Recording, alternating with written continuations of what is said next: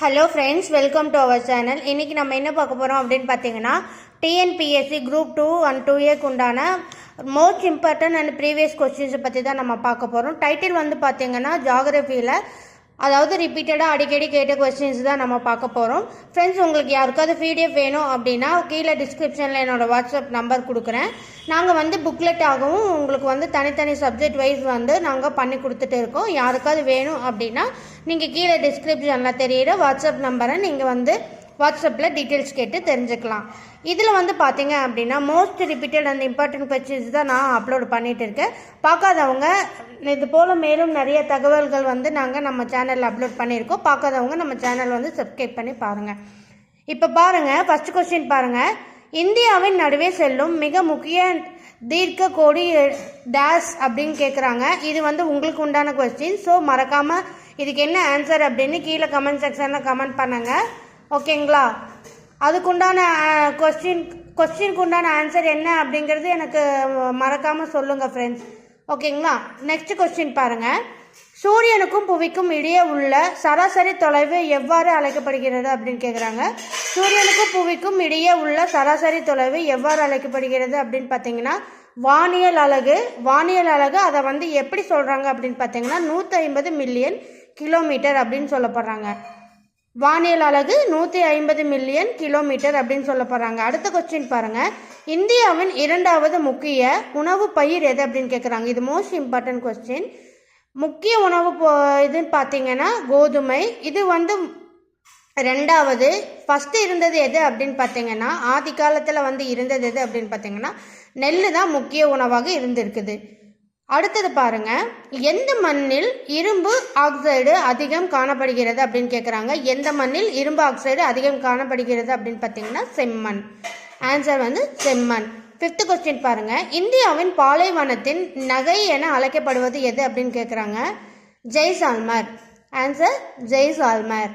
Next, Jhelum நதி உற்பத்தியாகும் இடம் எது அப்படின்னு கேட்குறாங்க. ஜீலம் நதி உற்பத்தியாகும் இடம் பார்த்தீங்கன்னா ஜம்மு காஷ்மீர். இது வந்து most repeated and important question. மறக்காமல் நோட் பண்ணி வச்சுக்கோங்க.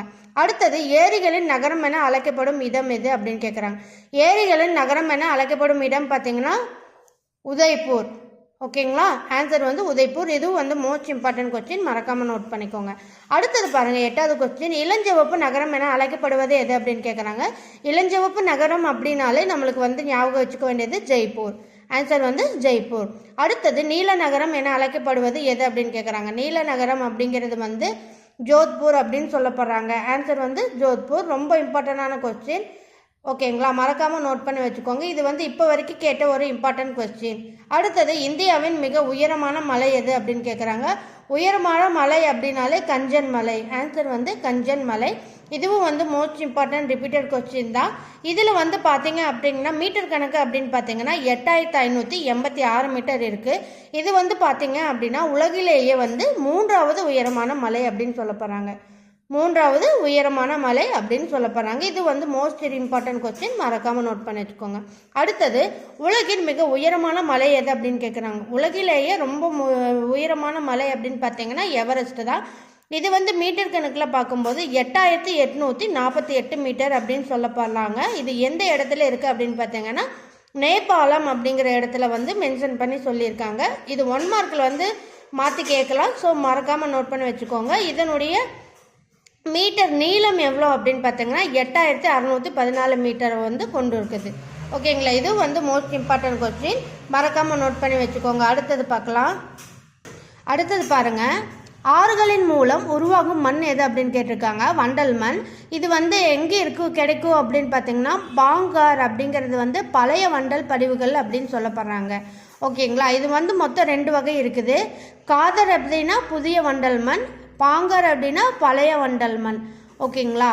ரொம்ப முக்கியமான கொஸ்டின். மறக்காமல் நோட் பண்ணி வச்சுக்கோங்க. அடுத்தது, இந்திய வேளாண் ஆராய்ச்சி கழகம் தொடங்கப்பட்ட ஆண்டு எது அப்படின்னு கேட்குறாங்க. தொடங்கப்பட்ட ஆண்டுன்னு பார்த்தீங்கன்னா 1958. அடுத்தது, எந்த காலத்தில் மிகப்பெரிய தாக்கத்தை ஏற்படுத்துகிறது அப்படின்னு கேட்குறாங்க. தென்மேற்கு பருவக்காற்று மூலயமா அது வந்து ஏற்படுத்துது. இது வந்து பார்த்தீங்க அப்படின்னா உலகளவிய காலநிலை நிகழ்வு அப்படின்னு சொல்லப்படுறாங்க.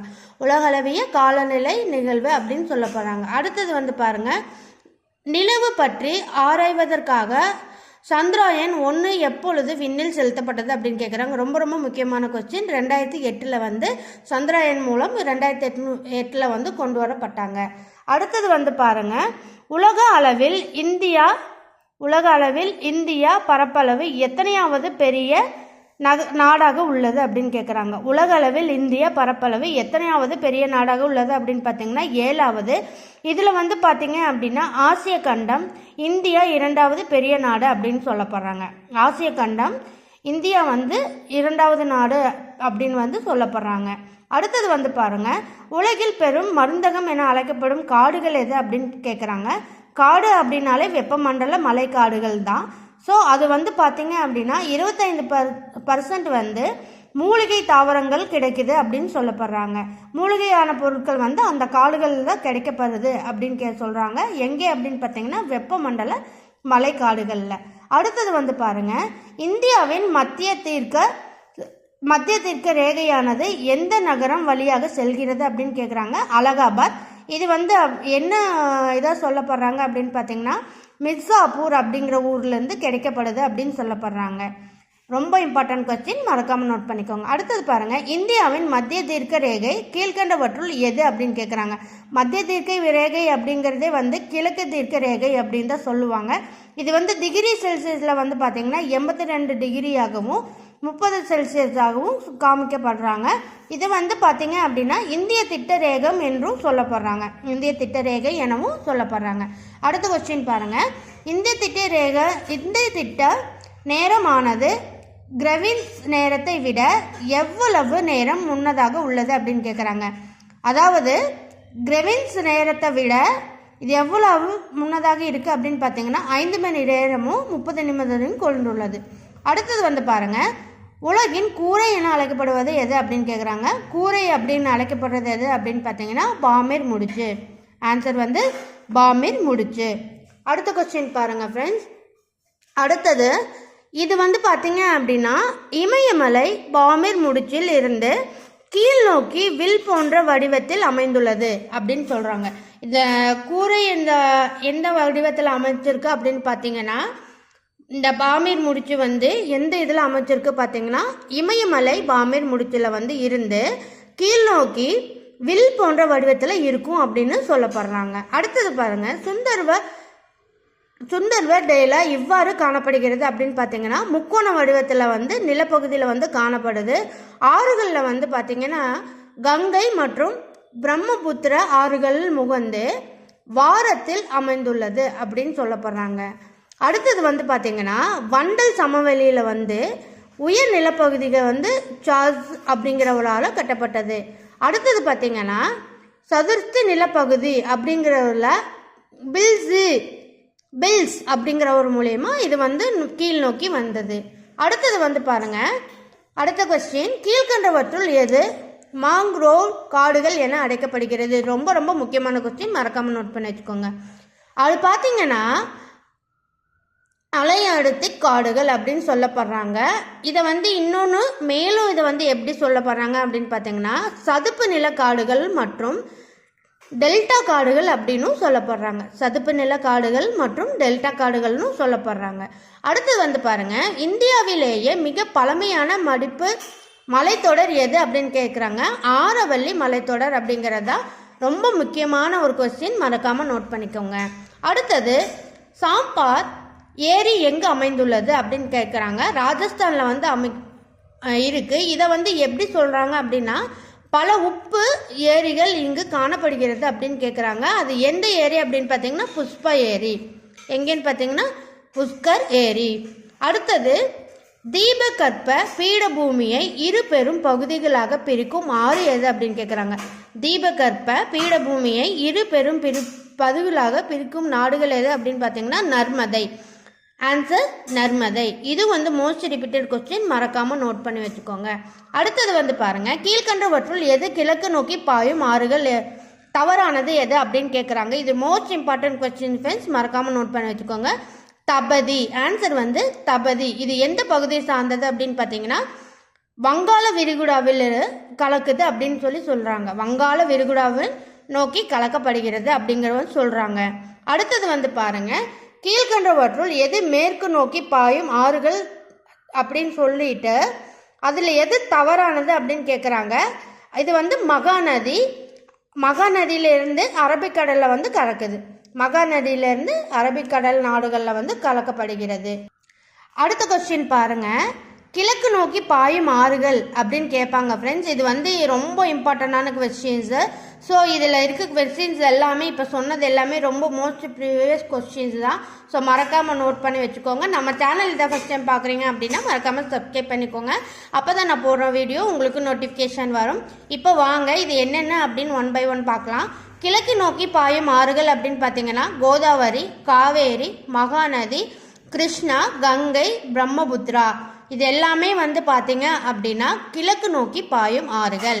கிழக்கு நோக்கி பாயும் ஆறுகள் என்னென்ன அப்படின்னு கேட்டாங்கன்னா கோதாவரி, காவேரி, மகாநதி, கிருஷ்ணா, கங்கை, பிரம்மபுத்திரா. அடுத்தது வந்து பாருங்க, மேற்கு நோக்கி பாயும் ஆறுகள் எது அப்படின்னு கேட்குறாங்க. மேற்கு நோக்கி பாயும் ஆறுகள் எது அப்படின்னு பார்த்தீங்கன்னா சபர்மதி, மாகி, நர்மதை, தபதி. சபர்மதி, மாகி, நர்மதை, தபதி. இதை வந்து எப்படி சொல்லலாம் அப்படின்னு பார்த்தீங்கன்னா சமந்தா அப்படின்னு சொல்லலாம். சமந்தா அப்படின்னா சா அப்படிங்கிறது வந்து சபர்மதி, சா அப்படிங்கிறது வந்து சபர்மதி, மா அப்படிங்கிறத வந்து மாகின்னு நம்ம குடிச்சுக்கலாம். அதாவது என் அப்படிங்கிறத வந்து நர்மதை, டா அப்படிங்கிறது வந்து தபதி. இந்த மாதிரி மீனிங்ஸில் வந்து சமந்தா அப்படிங்கிறது வந்து சா சபர்மதி, மா மாகி, எண்ணெய் வந்து நர்மதை, டா டா அப்படிங்கிறது வந்து தபதி, டா அப்படிங்கிறது வந்து தபதி. இதை வந்து சிந்து அரபிக்கடலில் வந்து கலக்குது அப்படின்னு சொல்கிறாங்க. சிந்து அரபிக்கடலில் வந்து கலக்குது அப்படின்னு சொல்லப்படுறாங்க. அடுத்தது வந்து பார்த்தீங்கன்னா பாக்நேர் சந்தி மற்றும் மன்னர் வளைகுடா டேஸை இந்தியாவிடம் இருந்து பிரிக்கிறது அப்படின்னு கேட்குறாங்க. பாக்நேர் சந்தி மற்றும் மன்னார் வளைகுடா டேஸை இந்தியாவிடமிருந்து கலக்கிறது அப்படின்னு பார்த்தீங்கன்னா இலங்கை. ஆன்சர் வந்து இலங்கை. இது வந்து மோஸ்ட் இம்பார்ட்டன்ட் கொஸ்டின், மறக்காம நோட் பண்ணி வச்சுக்கோங்க. அடுத்தது வந்து 30வது கொஸ்டின் பாருங்க, பீகாரின் துயரம் என அழைக்கப்படும் ஆறு எது அப்படின்னு கேட்குறாங்க. பீகாரின் துயரம் என அழைக்கப்படும் ஆறு அப்படின்னு பார்த்தீங்கன்னா கோசி. ஆன்சர் வந்து கோசி. அடுத்தது தென்னிந்தியாவின் மிக உயரமான சிகரம் எது அப்படின்னு கேட்குறாங்க. மிக உயரமான சிகரம் அப்படின்னு பார்த்தீங்கன்னா ஆனைமுடி. இதனுடைய உயரம் அப்படின்னு